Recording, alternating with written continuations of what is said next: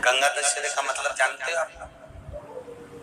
केवल गंगा जी का नाम ले लेने से, एक लोटा जल शंकर भगवान को आज समर्पित कर देने से, या गंगा जल का एक जरा सा छींटा शरीर पर पड़ जाने से 10 पापों से मुक्ति मिल जाती है। दशहरा का मतलब है 10 पाप से मुक्त हो।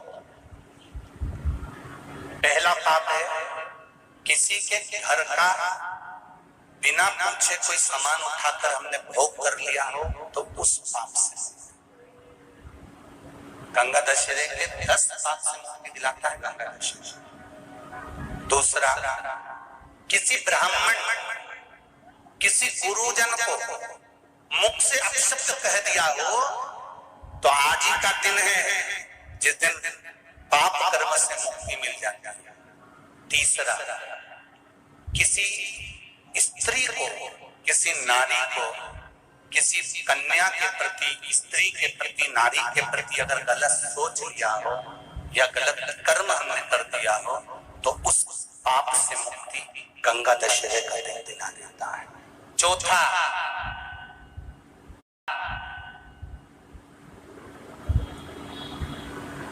रजो धर्म धारण करने वाली नारी, रजस्वला स्त्री के हाथ का बना हुआ अगर हमने भोजन ग्रहण कर लिया है, तो आज गंगा दशहरे का दिन ही ऐसा रहता है जिस दिन उस पाप से हमें मुक्ति मिलती है। पांचवा, किसी के यहाँ सूतक जानते हो या सावड़। सूतक का मतलब होता है किसी के यहाँ कोई मर गया और उसके यहाँ का तुमने भोजन या पानी ग्रहण कर लिया।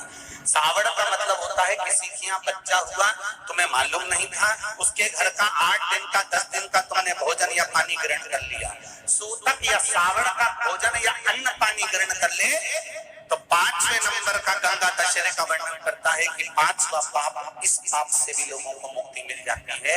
6ठे नंबर का वर्णन आया, किसी मंदिर की जगह पर या धर्म की जगह पर अपन ने अपना कब्जा कर लिया हो या धर्म की जगह को अपना बना लिया हो, तो उस पाप से मुक्त होने का एक साधन 6ठे नंबर का। 7वें नंबर का, झाड़ू लगाते समय, बुआरी लगाते समय छोटे छोटे जीव झाड़ू के नीचे मर जाते हैं, तो उसके पाप से मुक्ति गंगा दशहरे का दिन दिला जाता है। 8वें नंबर का,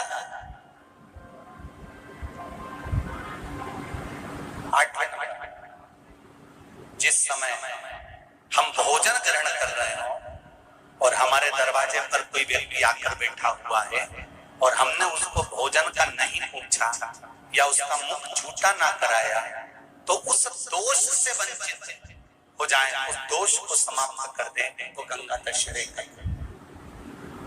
9वें नंबर का, बेटी की शादी करी और बेटी की शादी करने पर बहुत सारा कन्यादान आया।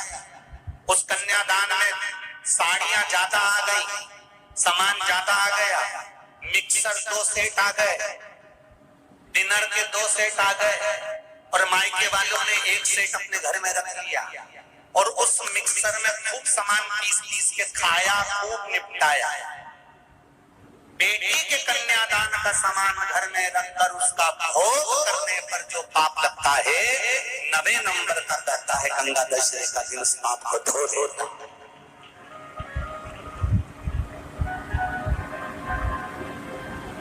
10वें नंबर का महाराज, यदि किसी तीर्थ में जाकर हमने कोई गलत काम करा होता है, तो गंगा दशहरे का ये आज का दिन हमारे पाप को वो धो देता है। ये गंगा दशहरे के 10 पाप को धोने के लिए मात्र एक दिन है गंगा दशहरे का दिन। आज के दिन जो शिव जी को जल चढ़ाता है, शंकर भगवान कहते हैं भले उसने उसमें गंगा जल डाला नहीं डाला, पर मेरे ऊपर जब जल चढ़ाता है, शिव जी कह देते हैं आज के चढ़े हुए जल को मैं गंगा जल बना देता हूँ। आज गंगा दशहरे का खूब भजन करो,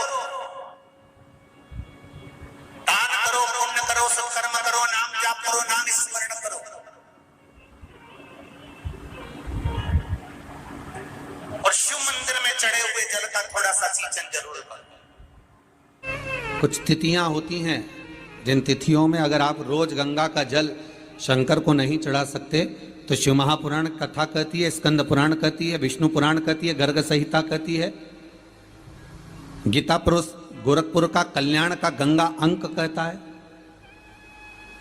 कि कुछ तिथियां भारत की भूमि पर ऐसी वर्णित है जिन तिथियों में भी गंगा का जल हम शिव को अगर एक बूंद भी समर्पित कर रहे हैं, गंगा का जल मात्र एक आधी चम्मच भी, आचमन जितना भी अगर हम शिव को समर्पित कर रहे हैं तो उसका सुख आनंदित है। जैसे पंचमी तिथि, नवमी तिथि, दशमी तिथि, एकादशी, प्रदोष, पूर्णिमा, अमावस्या, ये तिथियां हमारे यहाँ जो दी गई हैं, इन तिथियों में अगर हम गंगा का मात्र थोड़ा सा जल भी अगर जल के पात्र में डालकर गंगा जी का जल थोड़ा सा भी शिव के पास लेकर जा रहे हैं तो ये एक भाव अपने भीतर होना चाहिए कि आप केवल गंगा का जल साधारण शिव मंदिर में समर्पित नहीं कर रहे हो, आप गंगा का जल भले अपने घर से लेकर जा रहे हो और थोड़ा सा भी जल ले जाकर अगर शिव को समर्पित कर रहे हो तो तुम्हारे भीतर ये भाव होना चाहिए कि मैं गंगोत्री से जल भरकर सीधे रामेश्वर में ले जाकर गंगा के जल को समर्पित कर रही हूँ। श्रावण के महीने में या अन्य महीने में आप शिव को समर्पित कर रहे हैं, ये आपके भीतर एक भाव उत्पन्न होना। एक बार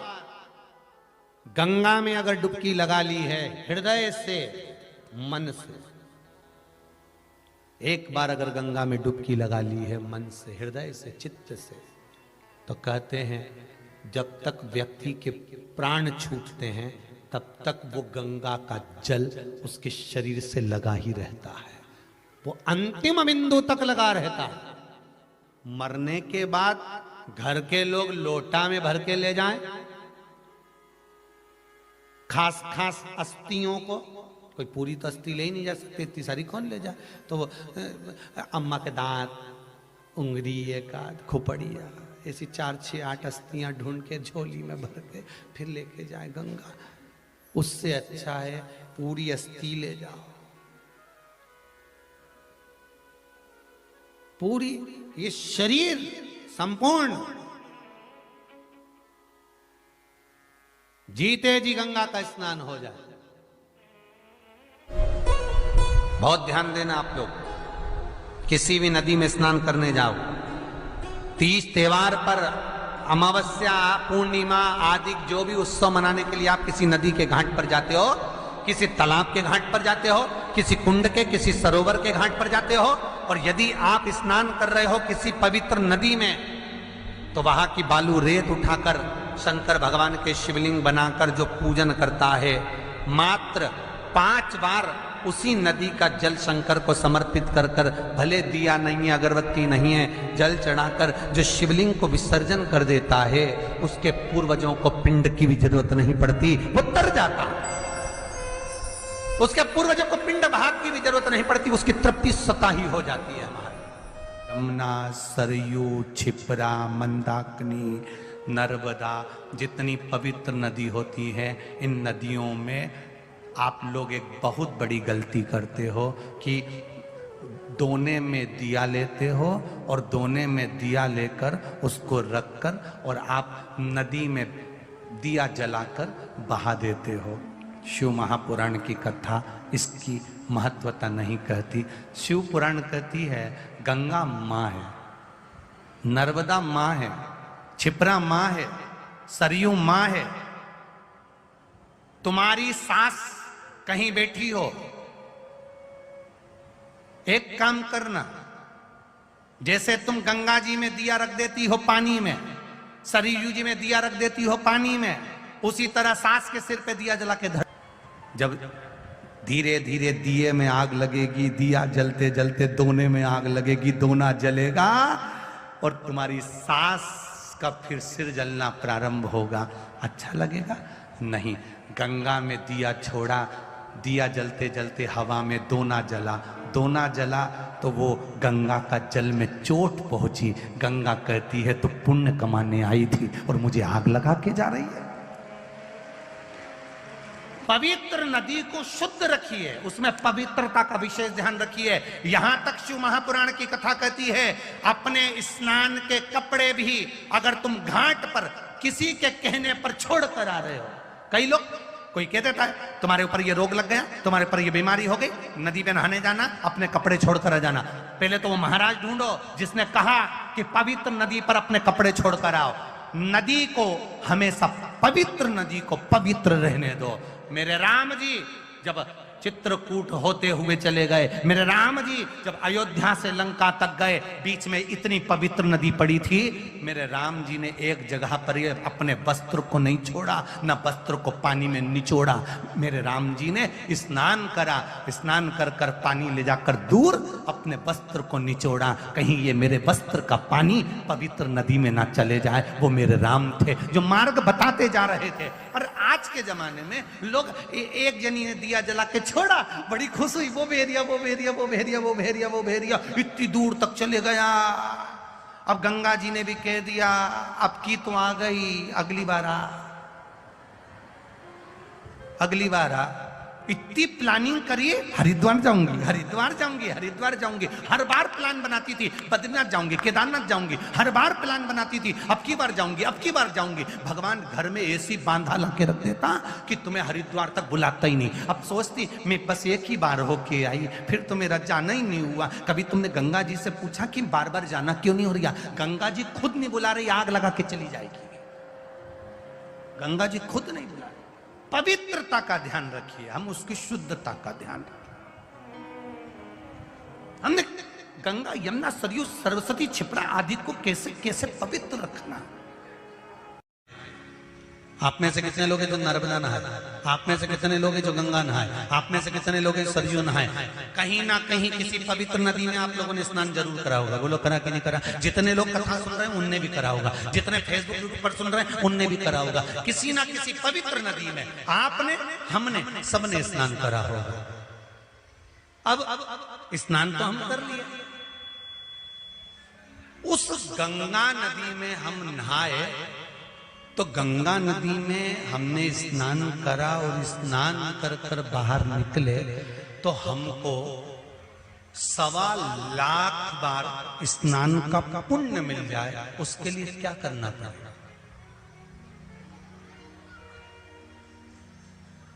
एक डुबकी लगाए हो मारा और कह रहे हो कि 1.25 लाख डुबकी का फल चाहिए, तो क्या करोगे? 1.25 लाख डुबकी का फल पाने के लिए क्या करना पड़ेगा? केवल एक काम, जिस पवित्र नदी का स्नान कर रहे हो उस पवित्र नदी की बालू का, बालू मतलब रेत का, बालू का शिवलिंग का निर्माण करना, उसका पूजन करना, पूजन कर कर जो बत्ती जोड़कर 108 बत्ती बनाई है, पूजन कर कर एक दिए में वो बत्ती, उस जो बालू का शिवलिंग बनाया है, पार्थिव शिवलिंग का निर्माण करा है, जो तुमने किसी गंगा, सरयू, नर्मदा, क्षिप्रा, मंदाकिनी, नर्मदा आदि पवित्र नदियों के तट पर स्नान करते समय तुमने जो शिवलिंग बनाकर पूजन करा है, उसके सामने वो बाती को जला देना, उसी से आरती उतार लेना, वो बाती वहां लगाकर छोड़ देना और छोड़ने के बाद उस शिवलिंग का फिर विसर्जन कर देना। विसर्जन कर कर उसी जल को अपने ऊपर छींट लेना। 1.25 लाख डुबकी का फल एक ही क्षण में प्राप्त होता है। इसको लक्षेश्वर महादेव कहते हैं।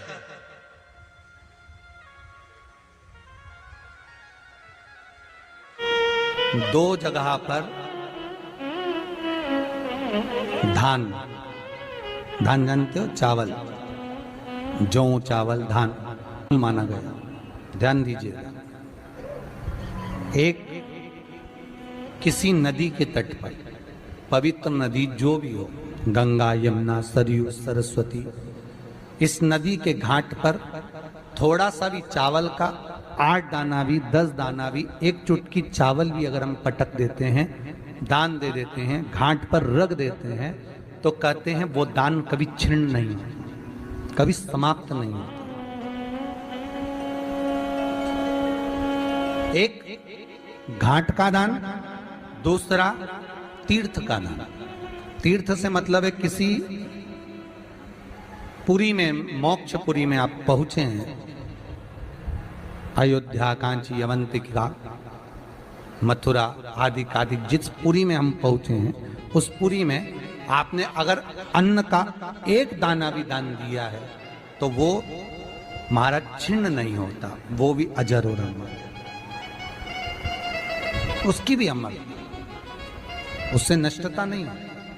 ये उसी तरह से है जैसे किसी के शरीर में चर्म रोग हो गया हो, मान लो किसी का शरीर कहीं से काला पड़ गया, कहीं चट्टे बढ़ गए या सफेद पड़ गई चमड़ी और चर्म रोग हो गया, तो उसके लिए जैसे पीपल के पत्ते पर शहद लगाकर उसमें चंदन लगाकर पत्तों को जोड़कर शंकर के शिवलिंग पर लेपन करने के बाद उसी पत्ते को शरीर पर मल लिया जाता है और आधे घंटे बाद स्नान कर लिया जाता है तो चर्म रोग समाप्त होने लगता है और चर्म रोग की समाप्ति हो जाती है। भले चमड़ी कितनी भी सफेद हो रही हो, वो चमड़ी अपने रंग में आना चालू हो जाती है। तो जैसे चर्म रोग के लिए सुख का भान है, उसी तरह शिव उपासना के लिए दान का बड़ा महत्व है कि हमें 2 जगह कर किया गया दान। एक कहां, जम के बोलो, किसी पवित्र नदी के घाट पर रखना है, भले 2 दाने 4 दाने रखो 6 दाने रखो, पर अन्न का दाना। और दूसरा कहां,